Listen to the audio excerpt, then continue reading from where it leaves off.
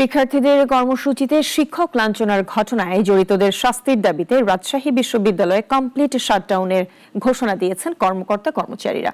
পোষ্য কোটা নিয়ে শিক্ষার্থীদের আন্দোলনের সময় এই ঘটনা ঘটে। দুপুরে শহীদ বুদ্ধিজীবী চত্বরের সমাবেশ থেকে এই ঘোষণা দেওয়া হয়। শাকাওয়াত হোসেনের রিপোর্ট, জানাচ্ছেন সিরাজুমণি শুভ। রাজশাহী বিশ্ববিদ্যালয়ে পোষ্য কোটায় ভর্তি বাতিলের দাবিতে শিক্ষার্থীদের আন্দোলন থামতে না থামতেই এবার শিক্ষক লাঞ্ছনার বিচার দাবিতে নতুন কর্মসূচি ঘোষণা করেছে কর্মকর্তা কর্মচারীদের সংগঠনগুলো।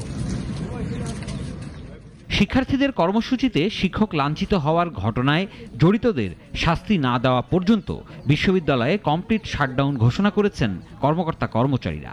দুপুরে বিশ্ববিদ্যালয়ের শহীদ বুদ্ধিজীবী চত্বরে আয়োজিত সমাবেশ থেকে রাবি অফিসার সমিতির কোষাধ্যক্ষ মাসুদ রানা এই ঘোষণা দেন। তারই পরিপ্রেক্ষিতে সকাল থেকে বিশ্ববিদ্যালয়ের সিনেট ভবনের সামনে অবস্থান নিয়েছেন তারা।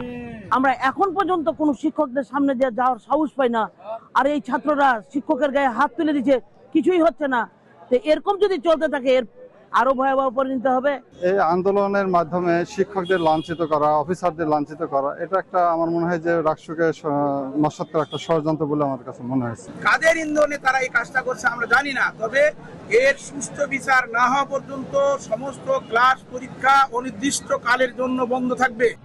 হামলায় জড়িত সাবেক শিক্ষার্থীদের ছাত্রত্ব বাতিল করতে হবে বলেও দাবি বিক্ষুব্ধদের। মানা না হলে সোমবার থেকে বিশ্ববিদ্যালয় কমপ্লিট শাটডাউন থাকবে বলে দিয়েছেন হুঁশিয়ারি।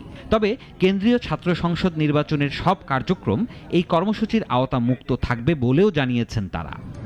রাজশাহী বিশ্ববিদ্যালয়ের সর্বোচ্চ দ্বিতীয় ব্যক্তি মাননীয় উপাচার্য মহোদয়ের সঙ্গে ছাত্র নামধারী কিছু সংখ্যক ছাত্রের কর্মকাণ্ড, এদেরকে ছাত্র বলা যায়?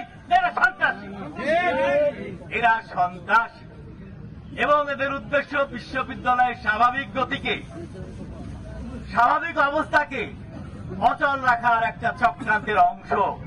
এদিকে শিক্ষার্থীদের আন্দোলনের মুখে পোষ্য কোটা পুনর্বহালের সিদ্ধান্ত স্থগিত করেছে বিশ্ববিদ্যালয় কর্তৃপক্ষ। তবে প্রজ্ঞাপন বাতিল এবং 25 সেপ্টেম্বরেই রাকসু নির্বাচন অনুষ্ঠানের দাবিতে আন্দোলন অব্যাহত রেখেছে শিক্ষার্থীরা। সিরাজুমণি শুভ, নাগরিক।